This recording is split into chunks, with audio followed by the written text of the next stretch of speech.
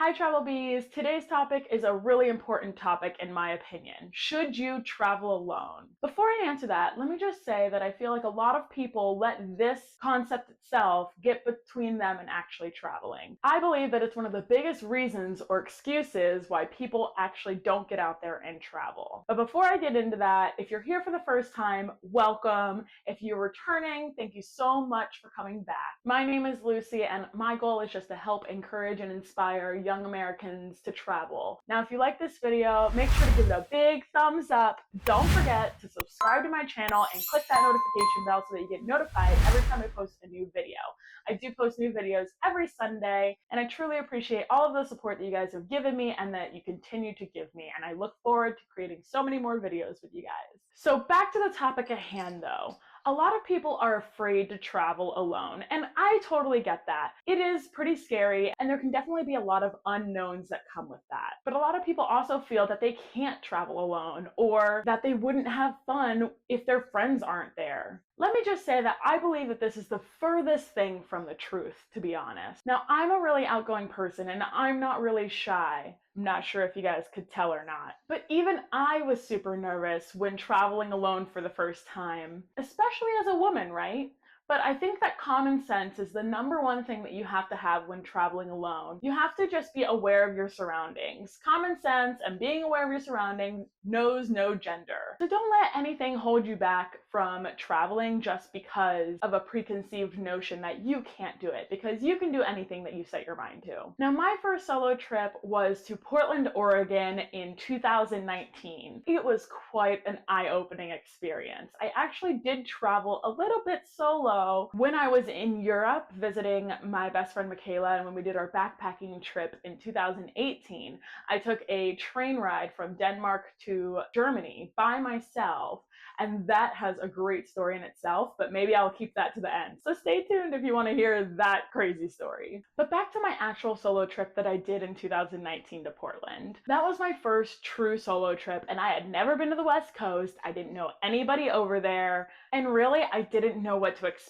when traveling over there. One of the biggest things I believe is that in the US, for some reason, if we're going somewhere brand new, we put no weight on the fact that I live in Florida and I went to Portland, Oregon, and nobody batted an eye. Nobody was like, oh, you're going to the other side of the country, you know absolutely nobody, oh, you're good. But when I took my trip to Europe, everybody was like, don't get taken, don't get lost. That connection to the unknown is really scary for some people. Whereas me going to Portland, Oregon was pretty much the same distance as me going to Ireland or England, and nobody really batted an eye at it. But I was still a little bit nervous just because I didn't know what to expect. And honestly, I'm a people person. So when I go somewhere and when I'm with my friends, I like to be with my friends a lot. And I didn't think that I would really enjoy a trip just by myself because I like to have company around me. So I thought that if I went by myself, I wouldn't be able to find anything to do that would be fun, or I just wouldn't be able to enjoy myself because I wouldn't have someone to be back and forth with. But let's be honest, the older you get, the harder it is to actually make plans with your friends. We have such busy lives here, and everybody has a different work schedule. People are starting families, people have husbands, and just coordinating your schedule with someone else's is just not as feasible when you get older and you have more responsibilities, which is completely fine. But you can't be waiting around for other people your entire life, waiting, oh, I want to go to these places, but I need to wait for my friend so-and-so before I can go. No. Don't do it. And honestly, I believe that if you want to go see the world, or if you want to go see somewhere new, then just go. I feel like we tell ourselves that we need to wait until retirement when we have money or whatever it might be to travel. But if you think about it, we're never guaranteed those days. We're never guaranteed to make it to retirement. And if you were to die tomorrow, would you be happy with what you've experienced in life? Would you say that you lived your life to the fullest? There's so many songs out there that are like, live like you were dying and live like there is no tomorrow. And you know, you really have to live like that sometimes. You are never guaranteed the next day. And if you guys just keep putting it off and keep putting it off, you never know what could happen. And especially with the circumstances in the world right now with COVID, there was a lot of death that happened with that, a lot of unexpected things, a lot of trips canceled. I've spoken to so many people and they said that, oh, well, I was finally going to do this trip during this summer, but then COVID. And it's like, okay, but how long did you actually wait to plan that trip? And then did that not teach you a lesson? Like, okay, I waited 5 years or whatever to finally plan my dream trip and then COVID canceled it. Doesn't that tell you that maybe you should have done it before? Maybe you shouldn't have waited so long. That's just my opinion. So my solo trip that I took to Portland, I found a really cool hostel there. And yes, hostels do exist in the US, in case you didn't know. When I found that hostel there, I went and I tried to explore and find things. And I explored the city by myself. And it was truly an eye-opening experience. I realized that I didn't have to wait for anybody else. I didn't have to say, hey, are you okay with going here? Hey, do you want to do this? No, it was all on me. And it's like, if I wanted to do it, then I could do it. And there was a freedom that came with that. Honestly, it was so nice to just be alone for a minute and to just soak up a new experience all by yourself. There's so much that you learn from it and learn about yourself. I took that trip to Portland on an extended weekend trip, a 5-day trip. And let me just say, it was one of my favorite trips thus far. And Oregon is actually my favorite state so far. I actually go over all the states that I've visited so far in my 10 out of 50 states video. So if you guys want to check that out and see the places that I have been in the US specifically, I've been to more places over in Europe, but that's a great video to check out. I'll link it above, wherever that might be, and in the description of the video. So to fully answer your question about should you travel alone? Yes, 1000%. Yes. And I'm going to give you some reasons why. Now, I've written some of them down because I truly didn't want to forget anything that I was going to share with you guys today. Now, the first thing that I've written down is it helps you find yourself. And that couldn't be more true. When you spend time alone with yourself, you really start to learn what you like, what is important to you, and just you get to explore on your own and just see how you handle the world by yourself. There's so much power that comes with that. And I feel that we lose a lot of that when we're around our friends all the time because we're always worried about their opinion or what they want to do because we're trying to not be selfish, right? But when you finally have that ability to just say, hey, what do I actually want to do? And then go and do it, there's something just so freeing about it. It's so nice. And once you start to do it and you continue to do it, you'll realize and appreciate that time with yourself. Now, I remember that I met some people at the hostel and I absolutely loved them. They were so fun and I really enjoyed their company. And I thought that I would love to continue to hang out with them and such like that. So I was renting a car from Portland so that I could drive to the West Coast to see my first sunset on the West Coast. Very excited for it. And when I did that, I had a couple of those people that I met that asked me, they were like, oh, maybe we can join you. And I was like, yeah, totally. You should totally join. And then I realized in that moment that, wow, I really just wanted to have my own script. I just wanted to do what I wanted to do. And I didn't want to have to worry about someone else and their agenda or whatever they wanted to do. I ended up renting that car and I drove down the highway. I was just engulfed in the most beautiful woods out there. And I saw this road and I saw on my map that this road went up this mountain. And I was like, you want to know what? Guest star here. I want to go up that mountain road. Why not? I've got no time limit. I've got nobody holding me back. I drove up there good few miles and then I just eventually turned around and came back down, but it was beautiful. I got to experience nature. I was even more engulfed in the nature that I was already seeing. Those trees were like skyscrapers on that highway. And then when I drove over to the West Coast, I went to this little cafe. I think it was called the Seasons Cafe and it was by Cannon Beach over in Oregon. And it was such a cute little town. It's actually a very famous beach and the beach was absolutely gorgeous. I saw one of the most beautiful sunsets I've ever seen in my life. And I would have never expected to have such an enjoyable and relaxing experience. But those things come when you just kind of explore and go out on your own. Sometimes it's good not to have a plan and to just go with the flow and see what happens. Now, the next point I had made is that you get more comfortable in your own skin. And I think that that falls in with the original one where it helps you find yourself. It helps you reach outside of your comfort zone. A lot of us, we're very comfortable with what we're doing already, right? But once you reach outside that comfort zone, you don't know what's there until you actually try and get out there. And I think that there's so much power that comes with that. So you guys have to get outside of your comfort zone. Listen, the one thing in life that is constant is change. That is always going to be a constant. Now, if you guys can get used to that and you can adapt to it and just overcome it, then there will be so much more power to you. I wrote freeing. No restrictions, no one else telling you what you should or shouldn't do, and no feeling guilty. You know when you go on a trip with someone and you're like, oh, do you want to do this? And they're like, nah, not really. I mean, we can though. And you're like, okay, yeah, like let's do it. But you feel guilty for even saying that you want to do it, or you decide not to do it at all. But like, what if that wasn't there?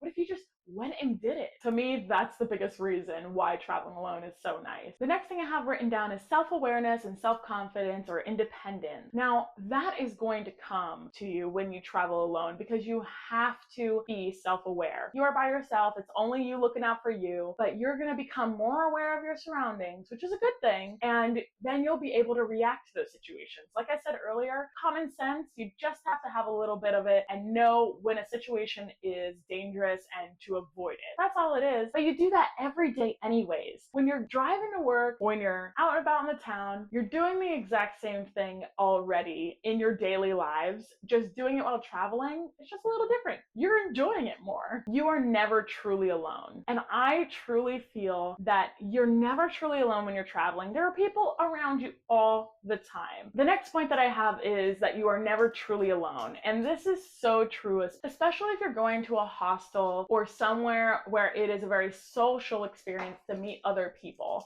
That's kind of the whole goal, right? And when you do that, you're meeting new people all the time. And if you want to do something with someone and you're like, hey, do you feel like doing this too? They might be. And then that's okay. You guys can do that together. When you're traveling alone, you don't have to be alone the entire time. You can make new friends. You can experience new things with new people. And that's how you build friendships. And that's how you build relationships over time. Maybe meeting people that you might have never met before if you had your friends with you and you were distracted, which leads me into my next point. You are less distracted when you're traveling alone. You have the full capability of understanding your surroundings, understanding what you're doing, and you're more focused on a driven goal or thing that you want to see. When you're with your friends, you're very distracted. You're kind of just like, oh yeah, let's just go, whatever. And like, you know, it's different. Now, the next thing I've written down is that the world isn't as scary as you think it is. It really isn't. There's, of course, danger out there, but you do not need to let that danger get you scared to where you don't even want to leave your house. If I thought about all the danger that's out there in the world, I would never leave my house if I just thought about that every day, but I have to, right? You can't live your life scared. You know, I tell people all the time that if I were to die on my vacation, that I wouldn't even be mad, okay? Now, I know that's a little morbid, but I wouldn't even be mad because I'd rather die like doing something I enjoy and like being happy and like not working than like die in my office or like die on my way to work. Like, I don't know. That's just me. Sorry for the morbid tip right there. But anyways, I won't get too distracted from that. Sorry that I was so morbid. Now, the next thing that I have written down is that it opens your mind and eyes. It really does. When you travel more, it opens your eyes to different cultures, to different ways of life, because the same way that we live here in Florida is not the same that they live in Portland or Colorado or North Carolina or New York. Everybody, even within the US, we all have these different places that we live and everyone lives a little bit differently. It's even more dramatic when you go overseas to another country and they have a whole nother culture and a whole nother language and a whole nother background and history. But all of those places that you see, they start to shape the world that you see. And we don't know what we don't know, right? We can read things in a book, we can see pictures, but until we actually experience it, we have no general concept of what places are like. So when we go somewhere new, it adds to our experience and we're able to get a better view of the world because we've now had a personal touch and a personal experience with that place. I think it's the best thing that you can do for yourself, to go and see other places and see how other people live. I feel like it brings us all closer together, because then we can all understand each other better and understand that we're all different, but we're all very much the same as well. Now, I touched on this earlier, the next point that I have, but it is to learn to trust your gut and trust yourself. You truly do just have to trust yourself and understand that you do this on a daily basis. You avoid danger.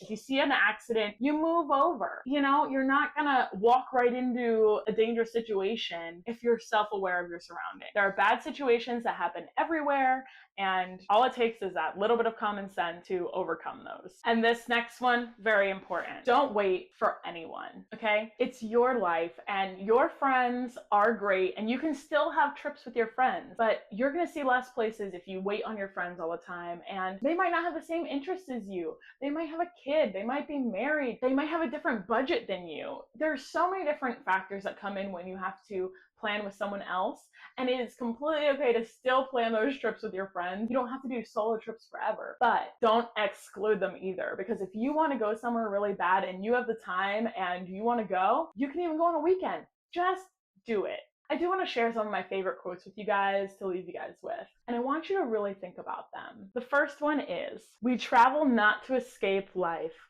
but for life not to escape us." When I heard that quote, it really sunk in deep with me. And I feel that there is so much power in that quote. I actually wrote it on the John Lennon wall too. So I'll post a picture of that right here. And that was in Prague, so that was really fun. The next one is for all of those people who are workaholics, and trust me, I am one of them. I am a workaholic. I work a lot, but I feel like this next quote is so important to really understand. We work to live. We do not live to work. I believe that this quote encompasses all that there is. No matter what you believe in and what you might believe your purpose here on earth is for, I can tell you one thing, it's not to work. Your life is so precious, and it is not guaranteed, and it is a gift, but we need to make sure that we are separating our work life from our life, and that we aren't using our whole life to just work and to not even enjoy the life that we're given. I saw a statistic where we spend about 33% of our life working.